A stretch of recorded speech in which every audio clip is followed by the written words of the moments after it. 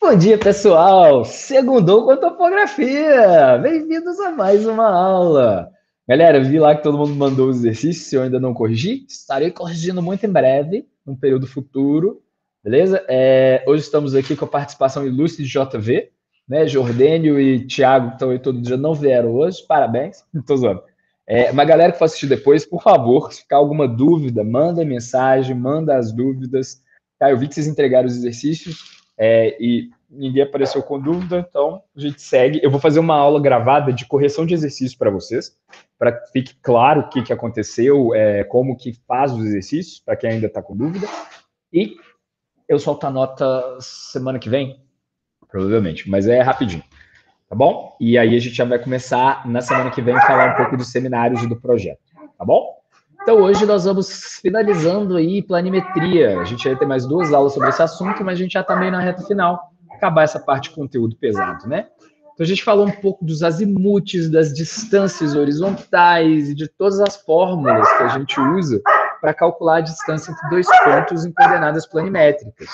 A gente chegou à conclusão aqui, ó, na última aula, que a distância horizontal, né, entre 2 pontos quaisquer, A, B e J, ela é considerada a hipotenusa de um triângulo retângulo, desde que a gente conheça as coordenadas x e y desse triângulo retângulo.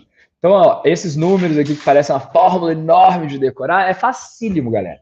Hipotenusa, cateto oposto, cateto adjacente. Como que a gente calcula a hipotenusa de um triângulo?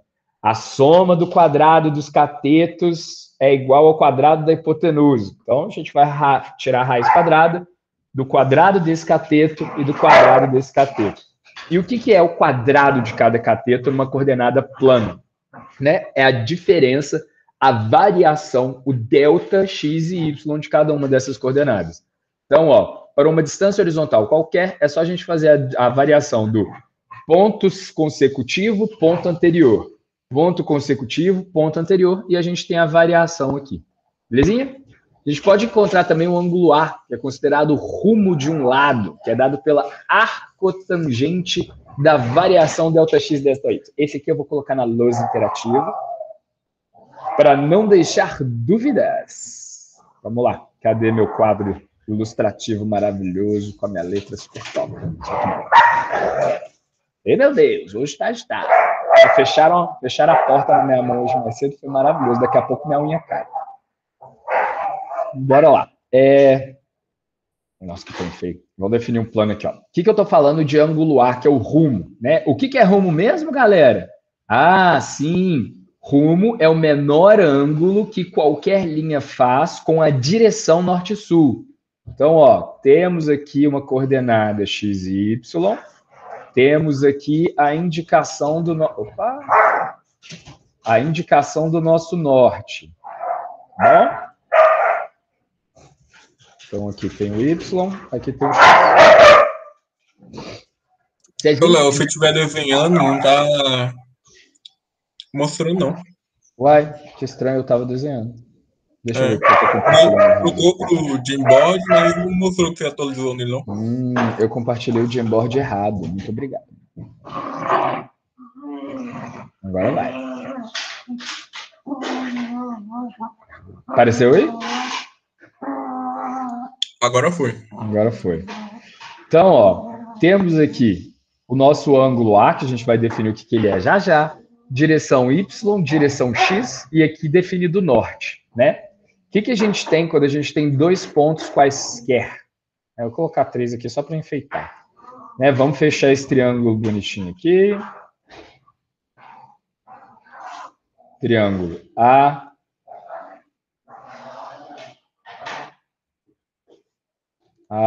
B, C. Não sei por que alguém faria uma obra triangular, uma poligonal triangular. Acho esquisito, mas tem gosto para tudo. Então vamos lá. O que a gente está falando aqui? Ó? O que é o azimute de uma linha? Que é sempre uma linha. É o ângulo de 0 a 360 dessa linha com a linha do norte. Então, ó, traço o norte aqui e faz o 360. Então, ó, aqui a gente tem 360 dessa forma, ó. 360, opa, 360, 360, 360. Esses são os ângulos azimutais das linhas que a gente está medindo. A linha AB, a linha BC e a linha CA. Tranquilo? O que é o rumo desses ângulos? Opa. O rumo do ângulo, ele é o menor ângulo com a direção norte-sul. A direção é a linha toda. Então, ó, no primeiro quadrante, que é a direção que está essa semi-reta ABC, é o próprio azimuth, tá aqui. Nessa nova linha aqui, ó, BC, o menor ângulo em relação à linha norte-sul está aqui embaixo. Ó, o rumo é aqui. Dessa linha AC, o menor ângulo em relação ao norte-sul está aqui. Então, esses ângulos em vermelho são o nosso ângulo de rumo. Que a gente vai chamar de ângulo A. Tá bom? Só para ficar bonitinho, igual a o meu slide lá. Ângulo A, ângulo A, ângulo A. Beleza? Como que a gente calcula esse ângulo A? Léo, eu não tenho ângulos. Eu só tenho as medidas dos pontos. Eu sei o X e eu sei o Y. Então, o que a gente pode fazer? Fazer os nossos grandes amigos, triângulos retângulos. São colegas, companheiros. Aqui, ó. Fiz um triângulo retângulo aqui, né? Então, ó, para eu achar esse ângulo A, ele é um ângulo que ele não é o de 90 graus, de um triângulo retângulo AB, aqui vai ser D, né? Eu já fiz um C ali. ABD, tá? Como que eu acho esse ângulo? Eu tenho as medidas de B, eu tenho as medidas de A. Em relação a quê?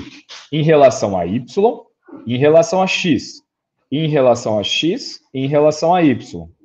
Então, o que eu tenho aqui é a variação das medidas em X e Y de A e B. Eu tenho delta, né? Delta A, delta B, delta X.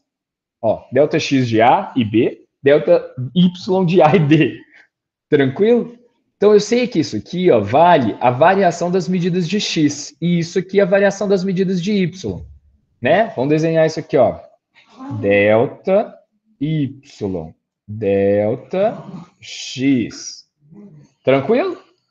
Então, para eu achar esse ângulo A, se eu sei só as medidas de delta X e delta Y, qual que é a fórmula trigonométrica para a gente achar esse ângulo aqui? Não é exatamente eu usar a tangente. Como é que era a fórmula da tangente? Não é cateto oposto sobre cateto adjacente? Sim! Muito bom. Então, deixa eu aumentar esse trem aqui, porque eu perdi meu espaço agora. Continuo sem espaço. Então, vamos lá. Ó. A tangente de A, deixa eu ver. Tangente de A é igual ao quê? Delta X, né? Delta X sobre delta Y. Estou dando espaço aqui para poder desenhar. Ó. Delta X sobre delta Y. Não é isso que é a tangente de A? Faz sentido isso? Sim. Olha lá, ó. Delta X sobre delta Y. Cateto oposto sobre cateto adjacente. Esse ângulo A é o rumo. O rumo, ele sempre vai lidar com essas medidas. Quando a gente trabalhar com o rumo aqui para baixo, eu ainda estou usando o cateto oposto sendo X e o cateto adjacente sendo Y. Tá vendo aqui? Ó, esse triângulo retângulo aqui agora, ó, desse ângulo A. Tem que vir aqui do C, né? Então, ó, nesse triângulo retângulo, eu ainda tenho aqui o rumo. Aqui eu tenho a variação de B para C em Y e aqui a variação de B para C em X. Como que eu acho a medida desse ângulo aqui? Não vai ser o delta X, a variação dessa medida aqui, sobre a variação em Y, delta Y? Sim. Então, aqui, ó, mesma coisa, delta X sobre delta Y. E aqui no último aqui, ó, CA, fazer o triângulo retângulo aqui, ó. Esse ângulo aqui também não trabalha com delta X sobre delta Y, para falar da tangente. Então, a tangente do rumo do ângulo A, não pensando no verde, tá, galera? Pensando no vermelho. Vai ser sempre delta X sobre delta Y. E esse delta é uma variação, é o comprimento desse segmento aqui, beleza? Então, ó, só fazer lá o delta X sobre delta Y. Para eu tirar a tangente desse lugar aqui, não é fazer o arco tangente ou o inverso da tangente? Então, para a gente achar o ângulo A de rumo, Se eu quiser saber o ângulo A, é só usar o arco tangente ou tangente a menos 1 de delta x e delta y.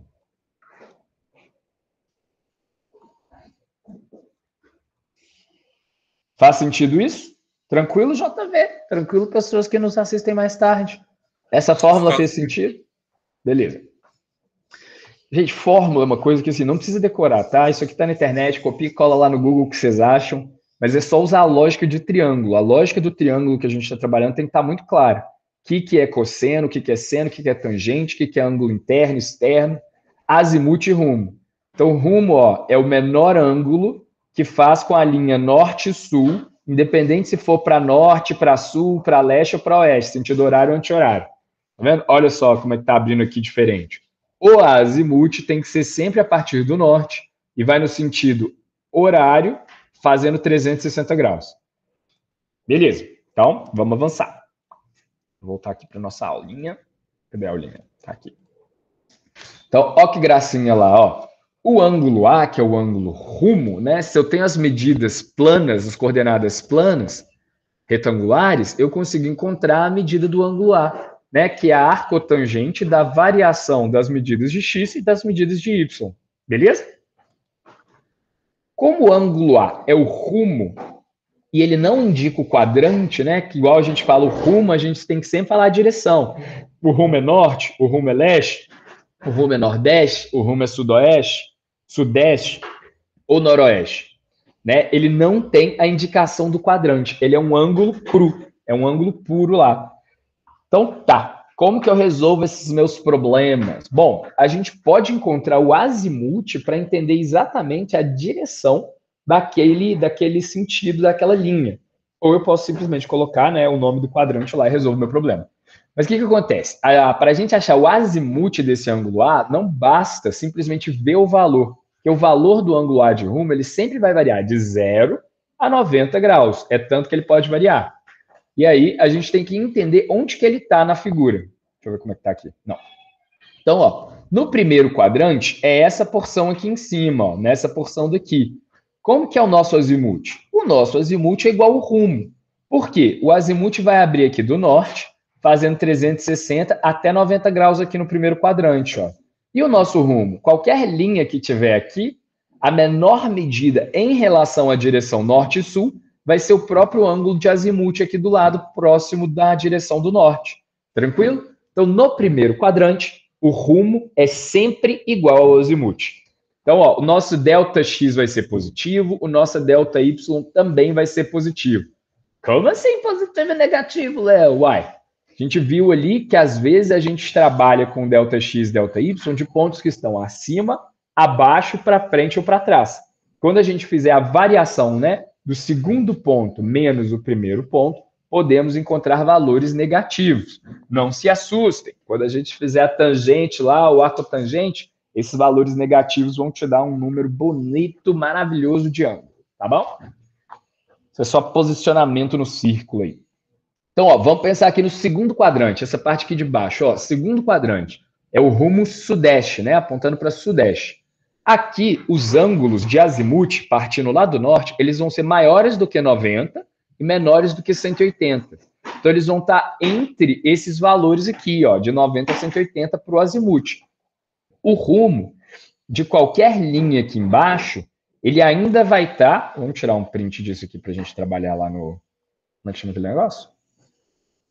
O Jamboard. O Jamboard é mais visual. Parar aqui. Uma janela. O Jamboard.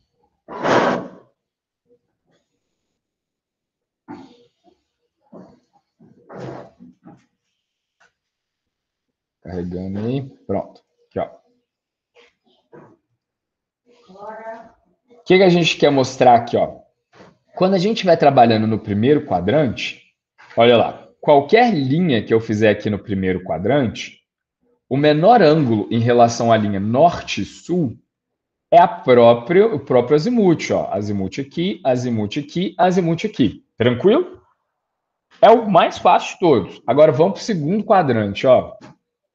No segundo quadrante, qualquer linha aqui, ó, que eu fizer, como é que é o azimuth dessas linhas, né? Parte lá do norte até a linha aqui, parte lá do norte até a linha aqui. Deixa eu fazer aqui, pequenininho. Parte lá do norte até a linha aqui. Mas agora, qual que é o menor ângulo possível com a linha norte-sul? São esses ângulos aqui para baixo, ó. Esse pequenininho aqui, esse pequenininho aqui e esse menorzinho aqui, né? Esse ângulo grande aqui, na verdade, ó. Tá bom? Então, ó, é o menor ângulo com a linha norte-sul, que são esses ângulos aqui para baixo. Então, quando a gente estiver falando com um ângulo que está no segundo quadrante, um rumo sudeste no segundo quadrante, o azimuth não vai ser igual à medida, tá? O que, que vai ser a medida? Se a gente pensar aqui, ó, nesse valor aqui, ó, essa linha reta vale 180.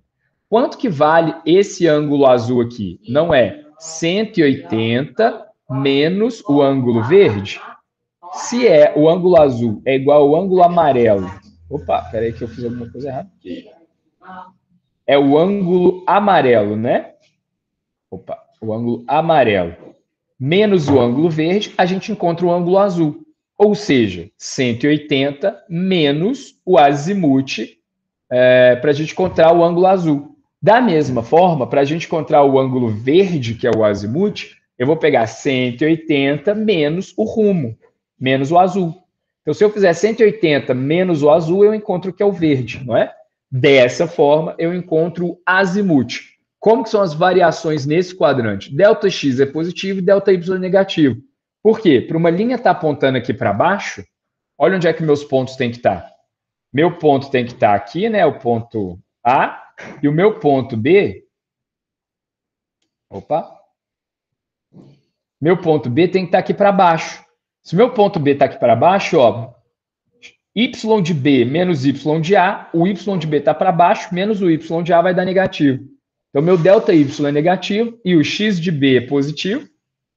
X de A é positivo. Quando você subtrai os dois, ainda vai dar um valor positivo, porque B está na frente de A. Tranquilo? Faz sentido isso? Então, para achar aqui ó, o azimuth no segundo quadrante, a medida é 180 menos o rumo. Vamos voltar. Vamos para o terceiro quadrante. No terceiro quadrante, a gente tem essas retas aqui, ó. São ângulos entre, né, 180 e 270. O rumo aqui é sudoeste. Então, vamos desenhar esses ângulos de novo. Os meus azimuths estão aqui, ó. É o ângulo lá do norte até aqui. E o meu rumo? O rumo é a que vem do menor ângulo da linha norte-sul. Então, tá aqui embaixo, ó. São esses ângulos aqui. Como que eu encontro esses ângulos? Uai, vamos usar a lógica. Se aqui tem 180 até aqui, o que falta para eu encontrar meu azimuth? São os próprios ângulos azuis. Então, nesse caso aqui, o meu azimuth verde, ele vai ser o ângulo amarelo, 180, mais o rumo, que é o ângulo azul. Então, no terceiro quadrante, para eu encontrar o meu azimuth, basta somar 180 ao meu rumo. Tranquilo? A variação de ΔX e ΔY aqui é negativa. Por quê? Vamos ver aqui. Para uma linha ficar igual a essa linha vermelha, ó, aqui é o ponto A e aqui é o ponto B. Beleza? Para essa linha vermelha funcionar, ó, o ponto A está na frente do ponto B. Então, quando a gente for fazer ΔX de A e B, né, vai ser x de B menos x de A. Como o x de B é menor do que o x de A, vai dar negativo. E a mesma coisa para o y. Como o y de B é menor do que o y de A, o ΔY de x a B, ó, de y a B, desculpa, vai ser negativo, porque o y de B é menor do que o y de A. Então, y de B menos y de A vai dar negativo. No terceiro quadrante, todos os deltas são negativos. O rumo é sudoeste e para a gente encontrar o azimuth, basta somar 180 ao rumo. Tranquilo? Quarto e último quadrante. Vamos embora. Tá clepando esse carinho, Marcos? Então vamos lá. Aqui, ó. Tá aqui as linhas bonitinhas. Onde está o azimuth? Parte do norte até a linha. Parte do norte até a linha. E o rumo? o menor ângulo em relação à medida norte-sul. Menor ângulo em relação à medida norte-sul. Então, agora, a gente pode trabalhar com esse, ao invés de 180, com o ângulo amarelo, que é o de 360. 180, 180, 360. Tá aqui, ó. 360 graus, amarelo. O que vale a medida do azimuth verde? Não é o 360 menos o rumo, que é azul? Então, para a gente encontrar a medida do azimuth, que é o ângulo verde, basta a gente subtrair de 360 o valor do ângulo A, que é o rumo. Tá bom? Isso é visual. O jeito mais fácil de fazer isso é pega uma folhinha de papel, desenha na mão com canetinha, ó, faz um círculo, faz as direções, põe o desenho do rumo, põe o desenho do azimuth, dá uma olhada e aí tudo vai fazer sentido na cabeça de vocês. Delta X e delta Y dava, igual a gente está vendo os outros pontos aqui, ó. A gente tem dois pontos, né, colocados aqui no espaço, um aqui e outro lá na ponta. Ó, o X de A é maior do que o X de B, então delta X aqui vai ser negativo. Y de A é menor do que o Y de B, então delta Y positivo. Então, no quarto quadrante, o delta X é negativo, delta Y é positivo. Para encontrar um azimuth, basta fazer a subtração de 360 pelo ângulo de rumo. Belezinha? Belezinha. Ótimo. Super simples. Ah, topografia que é fácil. Bora lá. Carregando aqui. Foi? Foi. Vamos embora. Então, vamos pensar aqui nos nossos primeiros exemplos. Ó, vamos começar a trabalhar alguns pontos, né? Considerando um ponto de apoio A, com as coordenadas UTM, ó, leste, 600 mil e norte, 7 milhões. Um segmento AB é medido utilizando-se uma estação total, de forma a se obter um azimuth verdadeiro de 70 graus e uma distância horizontal de 10 graus. Cadê meu... Nós vamos brincar aqui de fazer juntos. Mais do que juntos. Together. Como é que eu compartilho a tela inteira nesse trem? Ah, é aqui, ó. Compartilhar a tela inteira. Esse aplicativo, ele podia ter, assim, compartilhar duas telas ao mesmo tempo, que me ajudaria bastante. Uma pena que não dá. Deixa eu criar uma nova área de trabalho. Não, vamos sim. Eu acho que nenhum dá para compartilhar duas telas ao mesmo tempo. Não dá, não, né? Talvez se eu criar uma nova área de trabalho e compartilhar a nova área de trabalho, funcione. Ou se eu tiver uma tela acoplada. Você tem duas telas, aí você fica trocando entre uma e outra. Talvez dê certo. Eu tentei na televisão aqui em casa, só que fica com uma latência esquisita. Aí dá uns cortes, uns travos, assim, não é... Não é legal. Não é, não. Vamos lá, vamos fazer o exercício junto aqui, ó. Ponto A e ponto B. O ponto A, vou marcar... Deixa eu ver onde é que está o ponto B para eu saber. A está em 600 mil. Ah, tá. Então, vou marcar aqui, ó, aleatoriamente. Vamos dar essas medidas aqui, ó. 600 mil metros. As medidas são assim mesmo, tá, galera? Por quê? Porque quando a gente está trabalhando com UTM, a gente está trabalhando com aquele fuso do planeta inteiro. É um pedaço grande. Então, ó, 600 mil metros leste, a medida do leste a gente coloca aqui no X, né? É isso mesmo. A outra medida de UTM, 7 milhões norte. Por que a medida do UTM norte-sul é maior do que a leste-oeste? Sim, muito bem. Porque a do norte e sul a gente trabalha com meio hemisfério do planeta, do polo sul, de 80 graus, até o Equador. O leste-oeste são 60 fusos horários. Então a gente tem muito mais divisão no leste-oeste. Então tá aqui, ó. Norte tá para cá. Leste tá para cá. Olha lá, leste. E aqui, ó, a gente tem o nosso ponto marcado com ponto A, como coordenada plana retangular, bonitinha. Olha lá, ó que gracinha. Esse é o nosso ponto A, beleza? A. Até agora tranquilo. Aí o que mais que o nosso problema fala lá, ó? A gente tem um segmento AB, medido utilizando uma estação total, de forma a se obter um azimuth verdadeiro de 70 graus. Então, vamos fazer uma linha aqui de 70 graus para a gente achar o nosso azimuth aqui, ó. Aqui é 90, aqui é 45, né? 70 graus vai ser alguma coisa mais ou menos aqui. Tranquilo? Fiz uma linha aqui, ó. Pá, beleza. O nosso ponto B está numa distância horizontal de 10 metros. Só para ilustrar aqui, ó. A gente tem um ponto B em qualquer lugar do espaço aqui, né? B. De 10 metros. Então, aqui, ó, 10 metros. Essa é a distância. O que o problema pergunta? Quais são as coordenadas UTM do ponto B? As coordenadas UTM do ponto B são essas coordenadas aqui, né? Então, o que a gente precisa encontrar nesse problema para a gente saber? A gente tem que saber o delta x. Se a gente sabe o delta x, a gente encontra a coordenada do B. E a gente tem que saber o delta y. Que outra medida que a gente encontrou no problema ali? O azimuth verdadeiro. Deixa eu marcar o norte nosso aqui, ó. O norte está para cá, né? Então, esse ângulo daqui, ó, azul, opa, vale quantos graus que ele me falou? 70 graus. Muito fácil. Olha lá, 70 graus. Diminui isso aqui, ó. Beleza. Então, ó, a gente já sabe todos os dados que a gente precisa para um problema. A gente sabe uma medida, uma das medidas desse triângulo retângulo, né, que é uma coordenada do A. A gente não sabe o B, mas a gente sabe a distância horizontal e o ângulo de azimuth aqui. Como que a gente resolve esse problema, então, galera? Primeira coisa que a gente vai saber, né, são as medidas da variação no X e a variação no Y. Tranquilo? Por quê? A gente tem aqui, ó, o ângulo e o delta, a distância horizontal.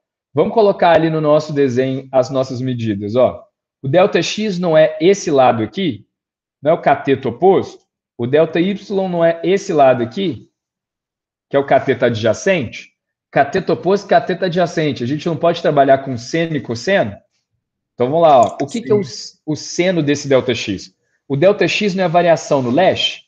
Então, ó, aqui no problema eu já coloquei como delta E e delta N, mas vamos pensar aqui no nosso triângulo.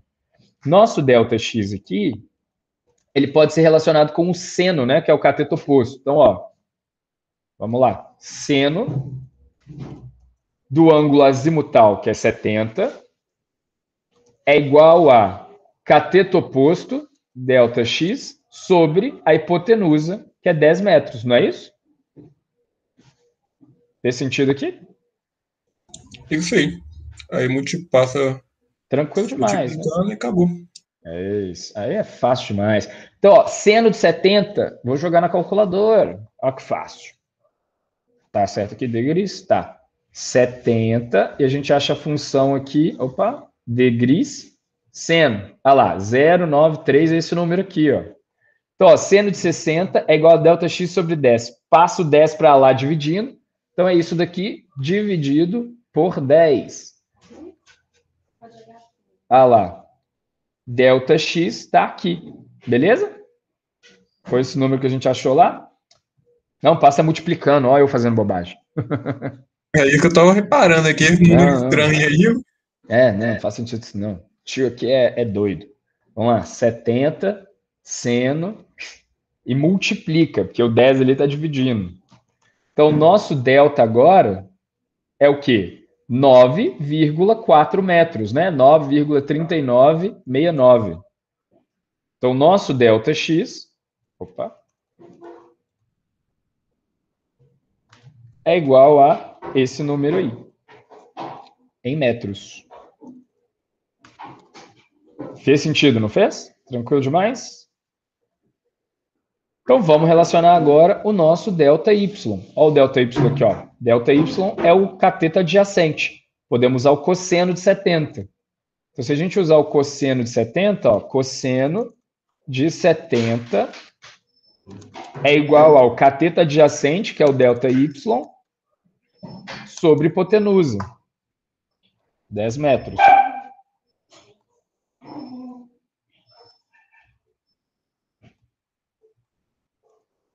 Então, para a gente achar esse valor aqui, o que, que é? Cosseno de 70, joga na calculadora. 70, joga lá cosseno e multiplica por 10 de novo. Olha lá a variação que a gente teve aqui, 3,42 metros, não é isso? Então, nosso ΔY, cadê? Y é igual a 3,4202 metros.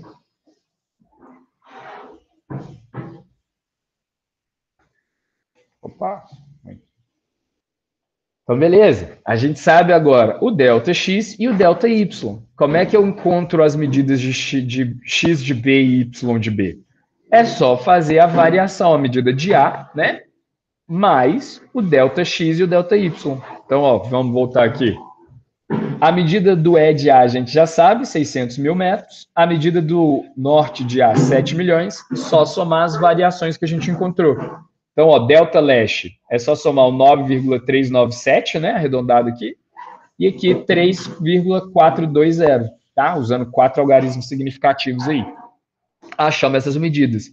600.009,397 metros, 7 milhões e 3,42 metros. Essas são as coordenadas UTM do ponto B. Tranquilo até agora? De boaça? Podemos avançar. De boa, JV? Essa parte, sim. Tranquilo. Não tem mistério, não. Topografia é isso. Vamos ver aqui o exemplo 2 agora. Ó. Definir plano de fundo. Calcular o azimuth da direção 1 e 2, conhecendo-se as coordenadas x1, y2, x2, y2. Vamos pensar aqui juntos. Então tá aqui, ó. Eixo y, eixo x, eixo y, eixo x. A gente agora sabe as medidas do ponto 1 e do ponto 2, ó. X, vamos colocar mais ou menos aqui, ó, o x de 1. Vai estar aqui. O y de 1 vai estar aqui. X de 2 é maior do que x1, vai estar aqui. Y de 2 é maior do que y1, vai estar aqui. Então, beleza. Agora ficou fácil para nós. Coloca aqui.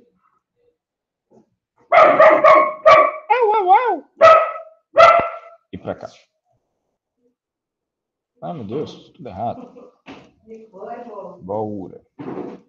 Aqui a gente tem o ponto 1 e aqui a gente tem o ponto 2. Nossa, só dou problema fácil, olha só, brincadeira. 1 e 2.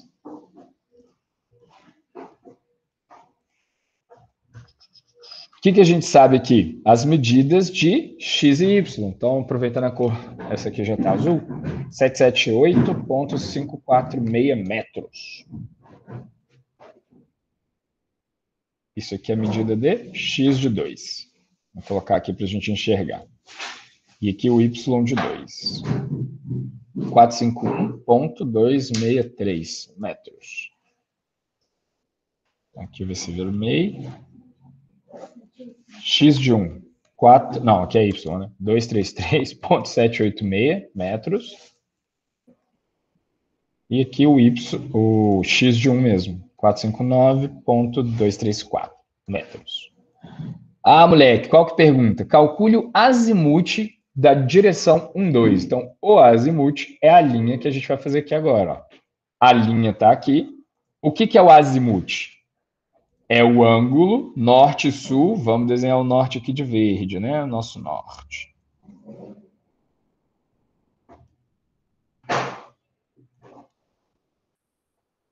Norte. Norte está aqui. O que é o azimuth dessa linha? Não é o ângulo do norte até a linha? Ó, essa tá fácil. Qual quadrante está esse ângulo aqui? Primeiro quadrante. Primeiro quadrante. Muito tranquilo, vai dar tudo positivo, tudo fácil de fazer. O que a gente precisa achar para achar os azimuth aqui? Não é legal a gente saber coordenadas, delta x, delta y? Dá para fazer de várias maneiras. Você acha o ΔX, ΔY, joga naquela fórmulazinha, é da tangente? Pode ser o arco tangente, É. ou a tangente menos 1, né? Então vamos lá, ó. Aqui a gente tem o delta x. Aqui a gente tem o delta y. Não vou nem ver a resolução ali. Vamos fazer aqui juntos, ó. Quanto que vale o delta x? Não é o x de 2 menos o x de 1? Então, ó, x de 2, vamos lá. X de 2 menos x de 1 igual a... Espera aí, tem que fazer a conta aqui. O que é o x de 2? X de 2 é 778,546 menos x de 1, que é o quê? 459,234, não é isso? Então, o nosso ΔX deu 319,312 metros. Tranquilo até agora? Tranquilo. E agora vamos fazer o de Y. Y2 menos Y1. O Y de 2 é 451,263, está aqui em cima. E o Y de 1, 233,786. Tranquilo? Variação em Y, 217,477 metros. Isso está em metros, deixa aí, vamos fingir que é metros. Não coloquei unidade. Que fórmula que a gente pode encontrar aqui para a gente achar o azimuth, que o JV já sugeriu ali para a gente? Muito bem sugerido. O ângulo azimutal. A gente tem aqui de novo a tangente, não era? Então vamos lá, ó. Tangente do azimuth aqui, que aqui é o azimuth, não é só o ângulo A, vai ser igual a o delta x, né? x2 menos x1 sobre delta y, y2 menos y1. Tranquilo? Tranquilo. Tangente não é cateto oposto sobre cateto adjacente? Então, a fórmula que a gente pode encontrar aqui, ó, é a seguinte. Tangente do azimuth vai ser igual a ΔX 319,312 sobre 217,477. Tangente do nosso azimuth aqui vai ser o quê? Vamos fazer essa conta. Olha lá, ó. 319,312 sobre 217,477. A tangente do nosso azimuth é 1,468256, não sei o quê. Belezinha? Como é que a gente faz para encontrar o ângulo? Não é o azimuth, não é igual ao arcotangente desse número aí?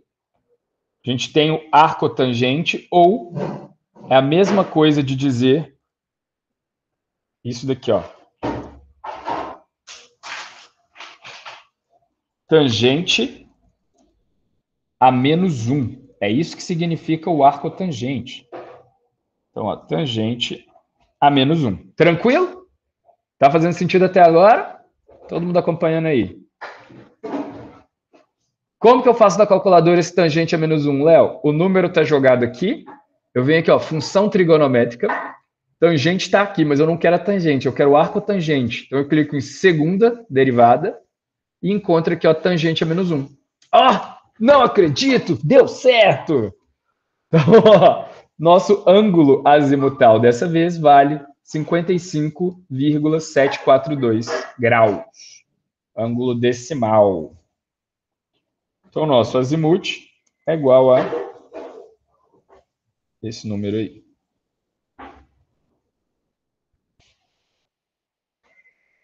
Não sei nem onde é que eu coloco isso tão grande. Tranquilo? Fez sentido, JV? Pessoal que nos assiste em casa, todo mundo acompanha. Só que eu achei outro valor. Por quê? Qual? Achei 61,9. Você jogou esse mesmo número aqui?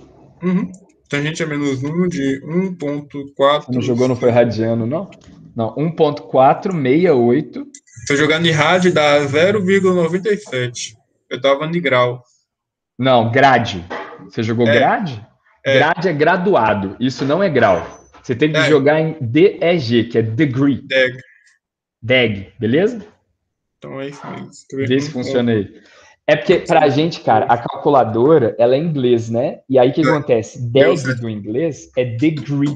No inglês, a palavra grau é degree. Quando a gente vem para essa função aqui, ó, grade, não é grau, isso é Grau. graduado. Ah, tá. Entendeu? E graduado é um outro tipo de número de ângulo que a gente nem trabalha com ele. Então, para você jogar a fórmula, tem que estar sempre em DEG, beleza? DEG, entendi. Dá Tanto na certo, hein? científica, funcionou aí, né? Deu. Contamos 55. aí 55. Ah, moleque, então encontramos o azimuth desse ângulo. Vamos ver se a gente está certo aqui, ó. Esse aqui arredondou. Por que arredondou para lá? Ah, esse aqui sempre dá umas variaçãozinhas, mas aí não tem problema não. Ah lá, ó. Mesma coisa, ó. Ponto 1, ponto 2. O azimuth do ângulo é o ângulo de 0, né, a 360, partindo da direção norte. A gente encontra lá o ΔX e o ΔY e consegue encontrar o ângulo azimutal. Tranquilo demais, né? Bem de boinha. Sim, é aquela coisa, né, cara? É prática. Isso são números práticos de triângulo e trigonometria que a gente vai usar direto. Então é só para a gente acostumar bastante com elas mesmo, que quando a gente for fazer o trabalho, claro que o computador vai fazer para a gente, né, na base do Excel e do programa, mas a gente tem que saber o que a gente está fazendo. Se a gente organiza a fórmula errada na planilha, aí ele sai calculando os trem errado, né? Igual esse trem de degree, graduado, radiano, qual é a unidade que vai usar, qual lado que é o oposto em relação ao outro. Tranquilo? A gente vai fazendo, tomar os cuidados lá na frente. Então, ó, esse aqui, a pessoinha aqui, ó, o exercício já até fez a transformação, ó. Tá no primeiro quadrante, pegou o ângulo decimal e transformou para ângulo de grau, minuto e segundo. Beleza? Então, vamos adiantar aqui, ó. Levantamento por irradiação. Então, agora vamos para as nossas técnicas, tá? Essa é a técnica do desocupado e do preguiçoso, que, na minha opinião, é a mais eficiente de todas, sempre. Pessoas desocupadas e preguiçosas desenvolvem técnicas absurdas de melhorar a quantidade e qualidade do dado sem ter que se movimentar. E essa, nesse caso, realmente tem uma vantagem estratégica em metodologia. Por quê? O que consiste a técnica de levantamento por irradiação? Você colocar um equipamento fixo num lugar, você nivela ele com o plano horizontal, com o nível de bolha, e faz a medida de todos os seus pontos de interesse a partir daquele mesmo lugar. Olha só, aqui a gente tem uma estação ocupada e vai olhar aqui, ó, para aquele quadrado, para outra estação, para a árvore que a gente vai colocar na calçada, para os pontos de referência da rua, para os ângulos em relação aos pavimentos. Qual é a grande vantagem do método da irradiação? A quantidade de erro por caminhamento é muito baixa. Meu equipamento ele está fixo. Ó, eu coloco minha torrezinha aqui, ó, pá, e saio girando ela. Então, eu não tenho a variação do caminhamento na distância horizontal do equipamento para aquelas medidas naqueles pontos. Então, para todas as medidas feitas naquele ponto ali, a gente tem uma probabilidade de erro bem menor, tá bom? Então, como que a gente faz para escolher o ponto? A gente define uma direção bem medida, né, que é da nossa poligonal de referência. No caso aqui, tem duas estações só, 1 e 2. Aqui, ó, a direção de referência é essa daqui. É a direção que a gente mediu com precisão, viu o GPS, viu a localização, definiu a altitude dela bonitinha, planimetria dela, colocou tudo maravilhoso, tá super referenciado. A partir daí, eu consigo medir só as distâncias horizontais e ângulos entre os pontos que eu quero trabalhar. Eu não preciso fazer o procedimento de rotina mais elaborado para encontrar com precisão a distância de cada ponto. Né? Se eu sei a distância horizontal e o ângulo horizontal, acabou, resolveu o meu problema, taco para frente. E a gente joga nas nossas fórmulas aí para calcular as medidas certinhas, tá bom? Então, ó, é muito útil esse tipo de levantamento, é super recomendado, né, por praticidade e quantidade de dados coletados em tempo menor. E o que a gente percebe aqui, nessa medida por irradiação, é que a gente tem que escolher um ponto que não tenha impedimento de visualização. Por quê? Nosso equipamento ainda trabalha com uma luneta de referência, né, e ele vai apontar um laser para um ponto específico. Se eu colocar isso no morro muito elevado, eu vou ter que fazer medidas angulares inclinadas. Então, vou piorar a qualidade do meu dado. Se eu colocar ele atrás de uma árvore, eu não vou conseguir medir nada que estiver atrás da árvore, então tem impedimento visual. Se eu colocar ele num desnível, num barranco, em frente a um boulder, um pedregulho gigante, eu não consigo encontrar o que está na frente. E desse ponto aqui, eu não enxergo a parte de trás daquele prédio quadrado. Beleza? Eu tenho que encontrar pontos para definir a minha poligonal de referência que sejam capazes de enxergar todos os pontos de interesse a serem calculados no nosso projeto. Dá uma olhada aqui, ó. Aqui a gente tem a linha de referência AB, tá? A linha AB, ela tem as definições muito bem colocadas e cada ponto desse vai enxergar uma coisa diferente. Da estação A, eu tenho a medida aqui, ó, da direção 1, consigo medir o ângulo horizontal 1. Esse ângulo não é um azimuth, é um ângulo horizontal em relação à linha AB. Por quê? Se o norte está aqui, o ângulo azimutal dele seria esse aqui grande, maior do que 270, né?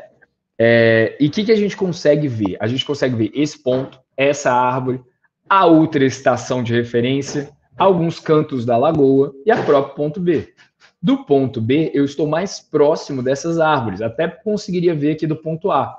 Mas aqui, como estou mais próximo, é mais interessante fazer lá de perto, né? Quanto mais longe tiver o ponto, a gente começa a ter problemas, né? Primeiro, se for aqui no caso é muito pertinho, né? Se a gente estiver trabalhando com estrada, pontos muito distantes, acima de 40 km, estão chegando na linha do horizonte. Então não adianta eu querer olhar lá para o infinito e além, né? E medir essas variações. Se tiver neblina, se tiver alguma refração na atmosfera, um gás mais denso, está poluído, está, sei lá, cheio das fumaças ali. Então a gente tem que preocupar com essas coisas. Para lugares pequenos, é só encontrar um ponto que meça com tranquilidade todas as feições. O que a gente não consegue ver aqui? A gente não consegue ver esses pontos aqui atrás.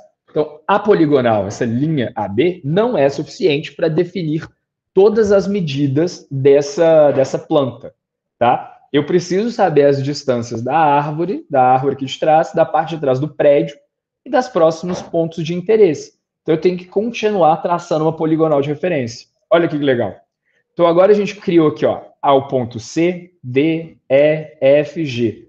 São pontos de referência calculados com bastante precisão, medida de GPS com ângulos azimutais bem definidos, distâncias horizontais bem definidas, e agora eu tenho uma poligonal fechada para eu trabalhar com todos os pontos. Por que isso é interessante? A partir do ponto A, eu faço várias medidas. A partir do ponto B, eu faço várias medidas. Inclusive, posso ter medidas repetidas dos mesmos pontos. Imagina só, do ponto B, olhando para o ponto 1 aqui, eu consigo saber outras medidas de ângulo e distâncias horizontais que vão me dar maior precisão e segurança para trabalhar com aquele ponto, considerando que eu vou ter menos erro caso as duas medidas coincidam, né? A partir do ponto C, eu começo a observar outras coisas. O ângulozinho ali daquele prédio. Do ponto D, eu consigo ver as duas feições ali atrás.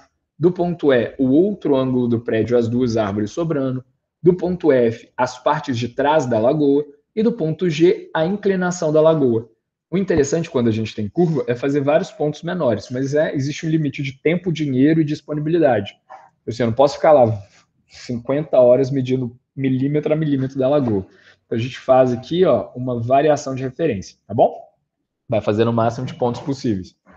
A não ser que seja um prédio, que ele vai ter uma construção com ângulo, aí a gente precisa ter mais definido os pontos específicos e depois jogar na planta de projeto de engenharia para fazer o cálculo certinho desses pilares aí da vida.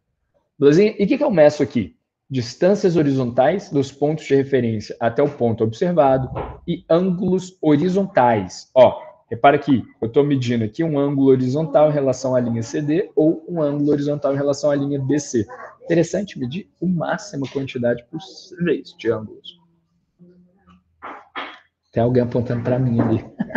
Então é o seguinte, galera. A gente está sempre medindo, né, os ângulos horizontais todos das nossas figuras e tentando entender onde é que estão os pontos específicos da nossa obra.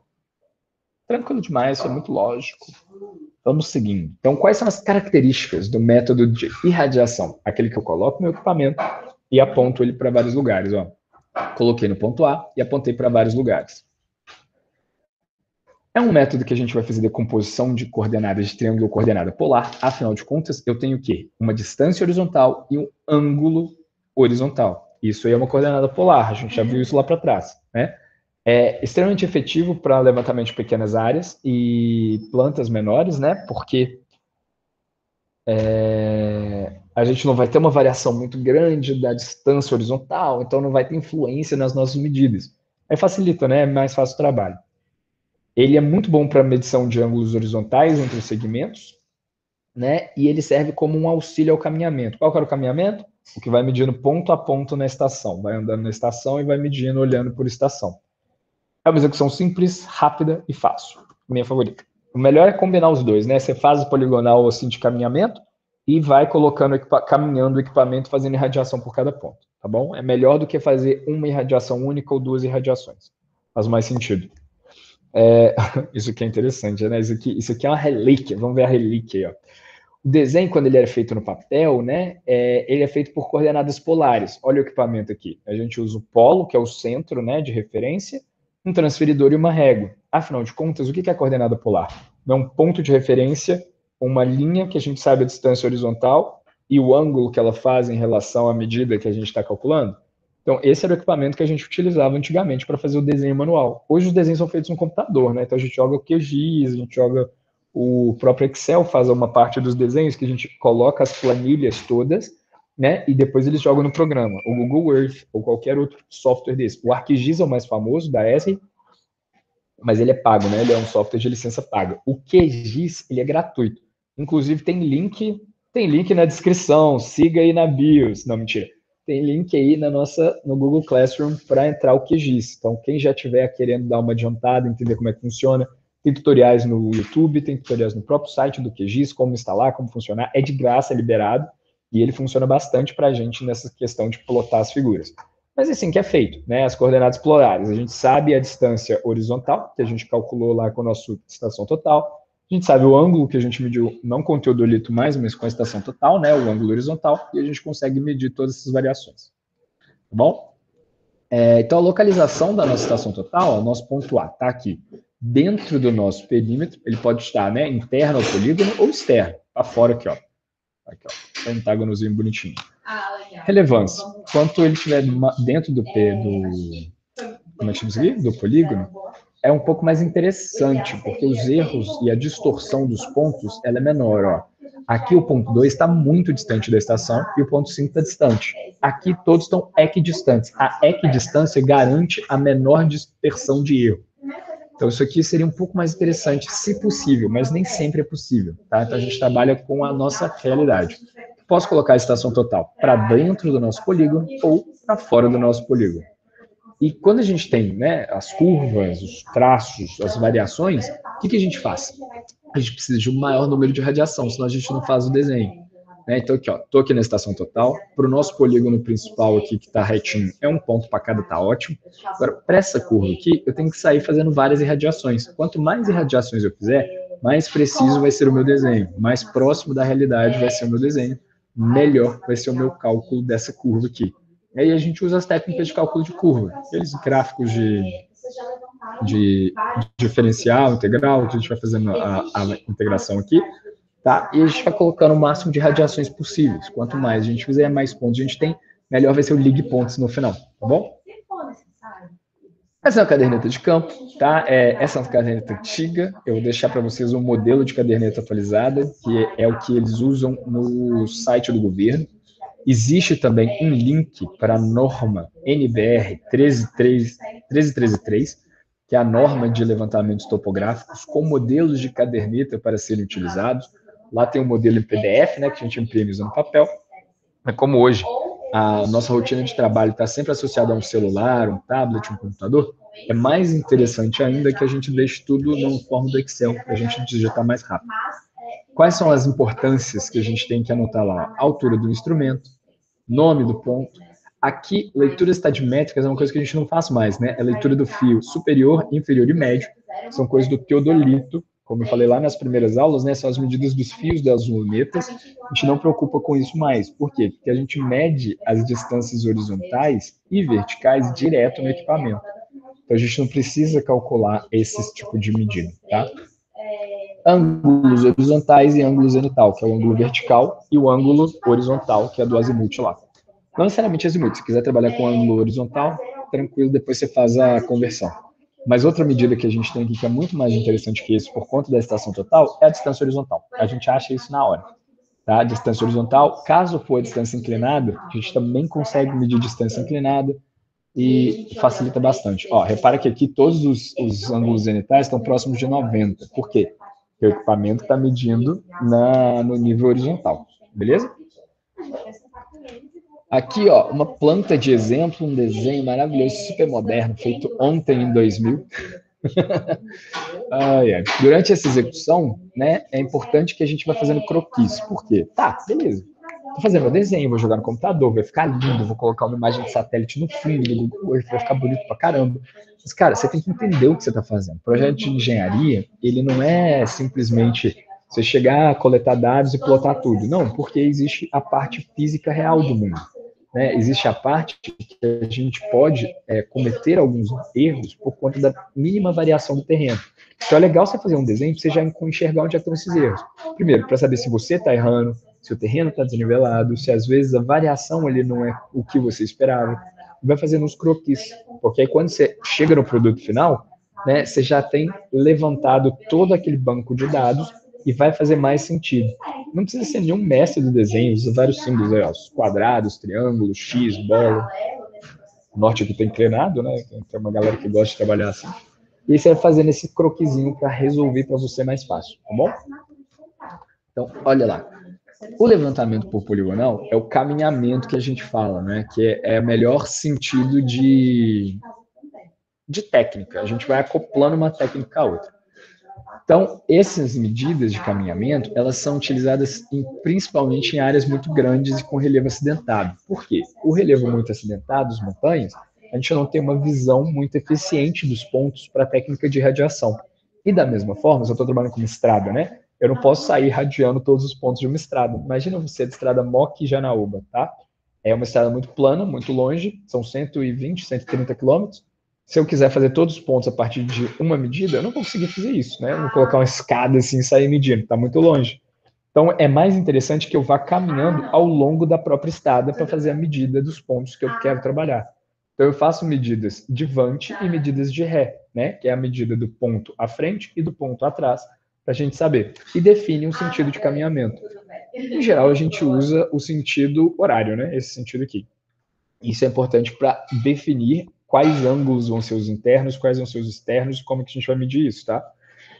A quantidade de medidas ela é maior do que o de radiação. Ela tem um pouco mais de confiabilidade nos pontos. Por quê? Porque você está utilizando os próprios pontos da poligonal.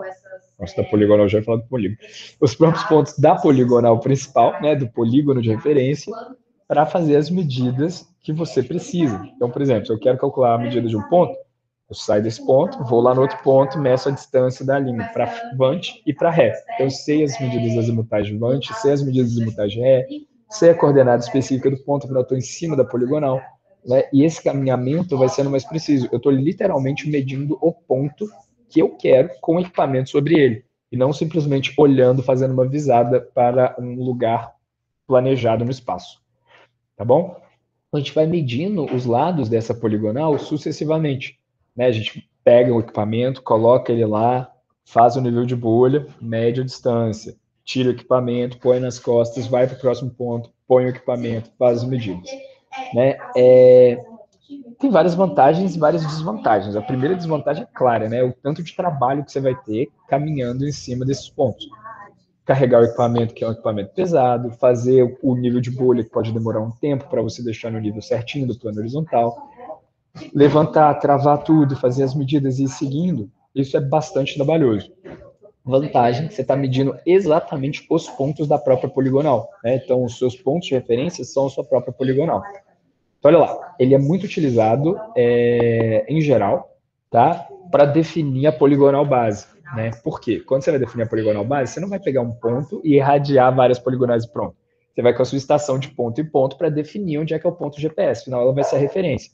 Então, para cada ponto da poligonal de referência, é interessante fazer o caminhamento, beleza? E ela ajuda bastante a amarrar todos os dados, né? O melhor mesmo é acoplar. Você faz um levantamento de caminhamento e vai fazendo irradiação por cada ponto da poligonal que a gente tem lá. As distâncias, antigamente, né, medida trena, corda, régua. Hoje a gente usa o laser, tá? As distâncias horizontais são medidas por laser, calculada por imagem aérea, por conta de drone, né, quando ele faz o levantamento, ou por um GPS RTK, que é o GPS que faz a correção, né, de movimento cinético, que fica mais efetivo. Mas o mais interessante é usar o laser mesmo, é mais rápido, é mais prático. A gente coloca o equipamento, se for a estação total, ela já vai fazer a visada com a distância horizontal, resolvido para você, e facilita bastante com o nosso contínuo trabalho, tá bom? Os ângulos horizontais são medidos por alguns processos que a gente tem vários tipos. Você pode medir ângulo interno, pode medir ângulo externo, pode medir ângulo de deflexão, pode medir o ângulo que você quiser, o ângulo azimutal, o ângulo horizontal, mas tem que ter uma referência específica para que a gente possa associar todas as medidas ao poligonal de referência. O mais usado são ângulos internos da poligonal, é mais fácil de manter, e sempre os ângulos azimutais de cada linha. Aí se define com precisão a orientação toda das linhas que a gente tem. Beleza? Então, ó, vamos ver esses ângulos aqui mais uma vez. Tá? O ângulo externo, aqui para fora, né? Se eu estou medindo o ponto AB, é o ângulo de fora da poligonal, aqui considerando, né, o movimento no sentido anti-horário de medição. O ângulo interno é o ângulo medido no sentido anti-horário. O ângulo de deflexão é o ângulo de prolongamento da linha AB e mede o ângulo em relação à linha BC. Nesse caso aqui, é uma deflexão à esquerda, que está virando no sentido anti-horário. Gato, para de arranhar os treinos. Sem problemas. Então, características do método por caminhamento. A gente faz um levantamento em qualquer extensão de área, tá? Área acidentada, área variada, que a gente vai literalmente de ponto a ponto. É mais interessante que a gente use a interseção com irradiação, que a gente aumenta a quantidade de dados e o resultado final, nossa nuvem de pontos para plotar vai ser mais densa. Né? Ele pode ser executado tanto para poligonal aberta quanto fechado. Imagina só, se eu quero um estrado por irradiação, eu não consigo fazer todos os pontos do mesmo lugar. Eu tenho que dar uma caminhada, tenho que sair andando. Distância vocês ignoram, distância horizontal era medida por estadimetria. Estadimetria é quando a gente usava o teodolito, tá? Vocês ainda vão escutar essa palavra, tá aí por conta disso, principalmente as empresas que ainda têm equipamentos mais antigos. São os teodolitos, né, que são aquelas lunetas com ângulos muito precisos calibrados dentro dele, que a gente coloca no plano horizontal e mede, né? É uma folhinha de papel que fica lá dentro, assim, de plástico, e aí ele alinha a luneta com a sua visão, e a partir dessa visão, ele vai te dar uma leitura de ângulo horizontal, porque você travou ela. É literalmente você fazer aqui, ó. Olhei para cá, travei no zero. Destrava e abre para cá. Travei de novo, aí ele vai me dar a medida do ângulo horizontal. Além disso, ele vai me dar a medida do fio superior e inferior, que são os fios de estadiometria, mas hoje a gente não faz isso. Ele usa um triângulo retângulo na vertical para calcular a distância horizontal de um ponto a outro. Tá? A gente precisa de um pouco mais de pontos que o método anterior, né, esse caminhamento da poligonal, mas ele é muito bom para a gente verificar os erros angulares e lineares. Afinal de contas, a gente está andando sobre a poligonal de referência. Aí, nesse caso, facilita bastante para a gente ter o controle desse levantamento. Belezinha? Tranquilo até aqui? De buenas? Como é que tá aí, JV? Tá tranquilo, deu para entender certinho. Super de boa, né? Então, vamos começar já seguindo aqui para frente. Como é que eu faço aqui? Ué, peraí, deixa eu abrir outro slide aqui. Estamos acabando essa parte teórica. Vamos que vamos.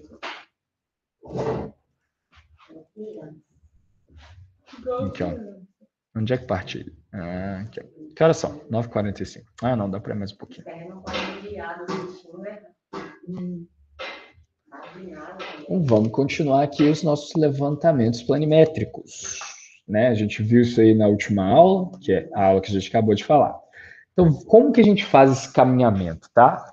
A gente tem técnicas para fazer o reconhecimento do terreno, que é o primeiro passo, que é aquele passo que a gente falou, né? Antes de tudo, eu tenho que sair reconhecendo o terreno, tenho que saber o que eu vou medir. Muitos casos, muitas vezes, não tem nada no terreno que eu vou medir, né?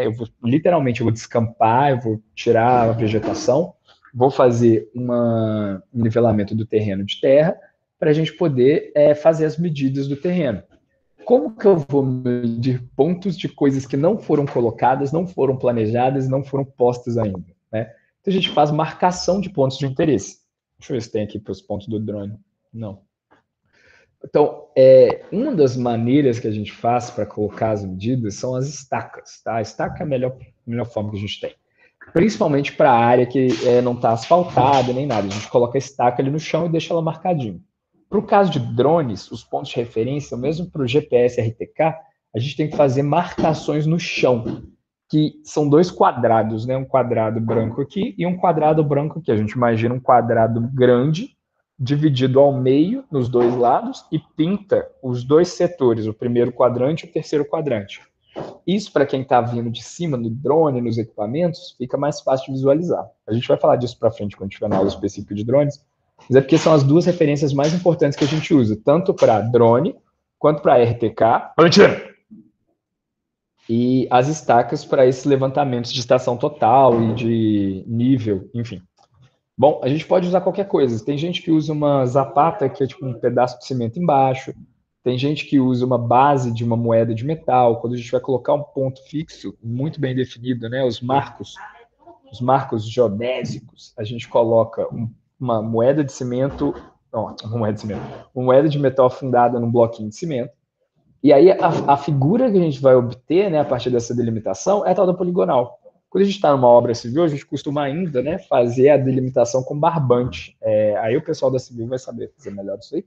Mas a gente marca os pontos, delimita com barbante, que a gente tem que saber a variação dos terrenos todos. Tranquilo? Então, ó, tipos de poligonal. O que é essa poligonal, que é a figura que a gente faz? Tem uma poligonal aberta, ela é apoiada em dois pontos distintos, com origem e um fechamento que não é o mesmo ponto de origem. Então, ó, começou aqui no A, B, C, D e parou aqui no E por preguiça. Né? Ou então, sei lá, aqui tem uma montanha, não tem como eu voltar lá, então não vou nem fechar essa poligonal. Então tá aqui uma poligonal de referência, né? Vamos fingir que aqui tem uma montanha, uma torre aqui no meio. Então não é interessante para a gente colocar aqui uma poligonal fechada. A gente pode usar a poligonal aberta, ela tem um ponto de início e um ponto de final. Opa, cadê? Aqui. Poligonal fechada é a menos preguiçosa. Mentira, eu falo preguiçosa na zoeira, tá, galera? Porque a gente tem que imaginar que é muito fácil você falar, vou usar uma poligonal fechada. Aí chega lá no terreno, tem uma vala, tem um rio, tem uma montanha, tem não sei o que, tem a torre. Então, às vezes não dá pra gente fazer a poligonal fechada. A gente faz ela aberta. A poligonal fechada é a que fica mais bonitinha, porque por ser uma figura fechada, a gente consegue trabalhar com medidas de áreas mais precisas, ângulos internos mais precisos, e a gente consegue rever os erros, né? A variação de erro relacionado com a soma dos ângulos internos, soma dos ângulos externos, deflexões, azimutes, enfim, tem que dar a mesma figura que a gente desenhou ali. Tá bom? Então, ó, as nossas poligonais, elas têm 3 nomes que a gente pode aplicar para elas. Elas podem ser apoiadas, semi-apoiadas e não apoiadas. O que será que esses nomes querem dizer? A apoiada, ela parte de um ponto conhecido e chega num ponto conhecido, tanto aberta quanto fechada, desde que você faça uma análise específica daquele ponto de início e final, né, o ponto A e o ponto último, ponto ali era o quê? Conhecendo o ponto A e o ponto E, ela é uma figura apoiada, tá ótimo. Semi-apoiada é o seguinte, eu conheço só o ponto de início. Vamos colocar assim, vou fazer uma estrada. Eu tô gostando de estrada hoje, né? Tô falando de estrada, porque poligonal aberto é ótimo para estrada. O resto é melhor usar a fechada, faz um terreninho fechado, assim, tá ótimo. Fazer uma estrada. Eu preciso ligar Janaúba ao campo de Janaúba, e aí a gente vai fazer uma estrada bacana, vamos asfaltar tudo lá. Tem que saber a altura delas para saber quanto cimento que eu vou comprar. E piche, sei lá. Aí, eu tenho um ponto de origem. Mas não sei, vou entrar no meio da mata, não sei como é que é o ponto final dessa estrada. Então, às vezes, eu não vou saber o ponto final. Para esses casos, só vai funcionar a semi-aberta, né? Uma poligonal semi-apoiada aberta. Porque numa poligonal fechada, eu conheço o ponto de início e o ponto de final, é o mesmo ponto. Para um poligonal aberta, eu posso conhecer o primeiro ponto e o último ponto, não tem problema. Agora, para uma poligonal aberta, eu posso conhecer só o primeiro ponto e não conhecer o último ponto. Nesse caso, a gente vai classificar a poligonal como uma semi-apoiada, porque ela é apoiada apenas em um ponto, onde a gente conhece todos os dados dele. Beleza? Por último, é uma não apoiada. É um poligonal que parte de um ponto que ele pode ser conhecido ou não e chega a um ponto desconhecido, tanto aberta quanto fechada. Como que é isso? Eu estou aqui no meu campo e não levei GPS, não levei bússola, não sei orientação de nada, não sei coordenada de nada, nunca nem vi isso na vida. Chegando no campo, eu posso fazer a minha delimitação de uma poligonal, fazer todos os cálculos de ângulos horizontais, ângulos de deflexão, ângulos internos, ângulos externos, calculo as distâncias horizontais, faço tudo certinho. Mas eu não me apoiei em nada. Eu não sei a coordenada UTM, eu não sei a coordenada geográfica, eu não sei onde é que está no mundo. Coordenada UTM é aquela planar, né? Tantos mil metros leste, tantos mil metros norte-sul. Coordenada geográfica é aquela, latitude e longitude, tantos graus leste, tantos graus norte-sul. Não sabendo nada disso, meu ponto ele não é conhecido. Não quer dizer que eu não possa fazer minha poligonal, mas assim, né? Vamos trabalhar direito aí, né, galera? Pelo amor de Deus. Quando vocês forem fazer uma obra dessa de levantamento topográfico, jamais comecem sem conhecer pelo menos um ponto da nossa poligonal, tá bom? E o que significa que você conhece ponto? Que vocês são amigos íntimos? Vocês saem para jantar? Tomam uma no boteco no final do dia? Claro que não. Ponto conhecido, ele é aquele que tem coordenadas bem definidas. Para leste e para norte, são as UTMs, né? No caso nosso aqui, é sempre leste e norte. Você lembra lá do nosso fuso de UTM? Começava no 0, era medido até 500 mil no meio do meridiano e 1 milhão do outro lado. E vai de 0 até 10 milhões aqui, e depois começa de 0 a 10 milhões de novo. Então, UTM, bonitinho, XY, na mata, mel na chupeta. Geográfica, latitude e longitude é o que a gente sabe, é batalha naval, é ponto A, ponto G, e água, e não sei o que é aqueles graus de variação, beleza? Então, conhecendo essas coordenadas, os nossos pontos estão bem amarrados e a gente consegue relacionar o nosso planeta, o nosso modelo, né, o nosso datum, com o nossa obra. Tranquilinho? O segundo passo é o próprio levantamento da poligonal. O que a gente faz nessa fase? A gente vai definir a poligonal de referência. Então, a gente costuma fazer o caminhamento na poligonal sempre que possível, tá? E a gente vai fazendo o levantamento das estações. Normalmente no sentido horário, a abertura é feita no sentido horário, medindo os ângulos e as distâncias horizontais. Vai no desenho na mão, faz tudo bonitinho. Lembrando que, para quem estiver trabalhando com estação total, ele tem um chipzinho. Teodolitos eletrônicos também tem esse chip. E eles guardam a informação dessas medidas de ângulos horizontais e distâncias horizontais no próprio aparelho.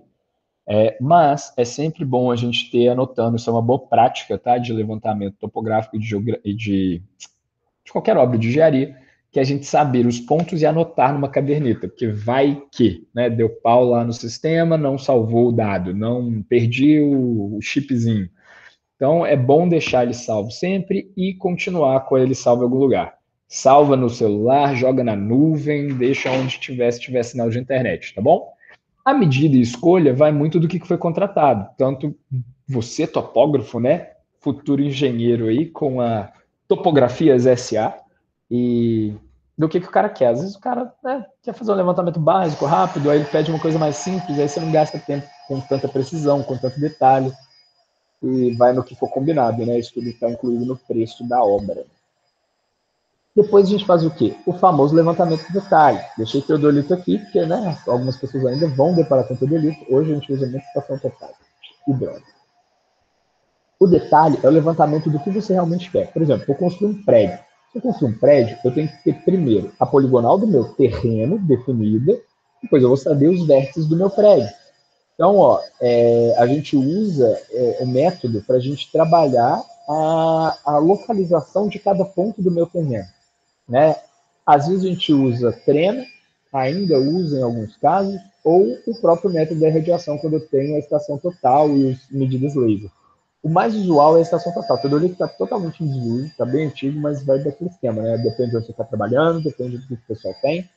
A trena também é uma medida que ela não é muito boa, né? Porque a gravidade puxa ela para baixo, ela dá uma embarrigada, ela pode dar um desnível nas medidas, pode não ser a opção mais funcional que a gente tem. Tá bom? E a gente segue fazendo. Peraí. Opa, aqui. Depois disso, orientação. O que é orientação? Orientação é estar alinhado ao norte-sul. Eu tenho que olhar para a linha norte-sul e saber onde é que estão cada ponto. Tem que determinar rumo ou azimuth do primeiro alinhamento, e daí eu consigo fazer a transposição do azimuth em todos os pontos. O ideal mesmo é, já que você já está no campo, já mede os ângulos horizontais e azimutais tudo de uma vez. É rapidinho, ó. Mirou no norte, travou, azimutal. Mirou numa linha, travou, horizontal. Rapidinho você mede tudo isso aí melhor do que ficar calculando e definindo isso lá embaixo, tá? Então, orientar a poligonal é você ter todos os alinhamentos orientados em relação ao norte-sul. Computação de dados, essa parte deliciosa que todo mundo chega do campo, né, às 6 horas da tarde, senta e fica até 3 da manhã levantando dado na planilha Excel. Uma maravilha, recomendo que todos façam pelo menos 2 vezes na vida. Tô brincando. É a parte de laboratório, né? Hoje a gente está muito bem nessa área de topografia, porque é muito fácil trabalhar com esses dados e fazer o levantamento no computador. Né? A gente já faz o levantamento no tablet, no celular, quando a gente está no campo, já salva os dados na nuvem, agiliza bastante o nosso trabalho, a gente faz conferências na caderneta, faz medidas no nosso croquis, mas no final das contas, a gente já sai do campo praticamente com o produto entregue, né? Com todos os dados bem levantados, com todos os vértices colocados. A gente vai começar a calcular os erros, tá? Os fechamentos angulares e lineares, a gente vai fazer a transposição de todas as coordenadas, todos os pontos, vai fazer o cálculo da área. E aí, o que a gente vai fazer? A gente está tratando e melhorando o nosso dado. Né? Às vezes a gente tem um errinho ali do ângulo, um errinho da distância horizontal. A gente vai corrigir esses erros para que o nosso projeto, no final, fique o mais preciso possível. E aí, por último, não menos importante, é o desenho da planta e memorial descritivo, que é a entrega do mapa final, tá? Da planta. Tá? A gente vai acrescentar, caso seja necessário, as feições naturais e artificiais de toponímia. Toponímia é a feição que dá nome àquele lugar mapeado. Por exemplo, uma carta topográfica de Montes Claros está falando da cidade de Montes Claros. A toponímia, se eu fizer uma planta topográfica, uma carta topográfica aqui em Janaúba, a toponímia é Janaúba, que é a cidade ou a feição que dá nome àquele desenho. Se eu fizer ali, ó, na Serra do Espinhaço, uma carta topográfica, eu posso colocar carta topográfica da Serra do Espinhaço. A feição que dá nome àquela carta é a Serra do Espinhaço. Então, toponímia é a feição que dá nome àquilo que a gente está trabalhando e desenhando para dar uma referência. Lugares menores, assim, sei lá, estou fazendo um levantamento ali para um prédio da administração da Pedreira Aliança. Então, a toponímia ali vai ser a própria Pedreira Aliança. Entendeu? É a famosa referência. Quando você coloca assim, você coloca seu endereço, né? Dados de referência. Cidade de referência é praticamente uma toponímia. Coloca lá, esquina da rua tal. Sei lá, morro não sei o que, serra não sei o que. Fazer uma orientação verdadeira e indicação da declinação magnética, igual eu falei, né? Ou as nossas bússolas e medidas apontam para o norte magnético. O que a gente tem que saber é a orientação do norte verdadeiro. A gente já faz isso tudo antes de sair para o campo, mas é sempre importante a gente fazer essas medidas, tá bom? Data do levantamento, é importante colocar. Escala gráfica e numérica. O pessoal coloca ou numérica. O legal é você colocar os dois. Um trabalho bem feito, você sempre coloca os dois. A gráfica, para a galera que gosta lá de imprimir, tirar xerox, sei lá o quê. E a numérica, porque a gente é engenheiro. Todo mundo aqui é engenheiro, cientista, bacharel em ciência e tecnologia. Eu gosto de número, a gente trabalha bem com essa parte de exatas. Legenda e convenção. Todos os desenhos que não podem ser representados na forma normal das feições naturais dele, a gente tem que usar um símbolo. E usar símbolo, a gente precisa explicar o símbolo, aí vem a legenda. O título do trabalho, levantamento topográfico do campus de Janaúba. Número de vértices, distâncias e azimuth dos alinhamentos, que é a orientação toda. Os eixos das coordenadas, a gente normalmente usa o XY, que é o UTM, né? Mas às vezes você usa um diferente, então é importante indicar o XY.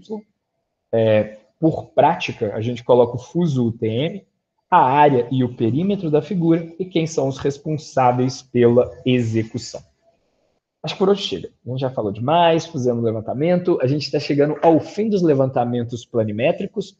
A gente ainda tem 2 partes para a gente falar, principalmente a parte de correção de erros de medidas, e a gente termina essa parte de levantamento planimétrico na próxima aula para a gente começar a parte prática e os trabalhos, seminários e projetos.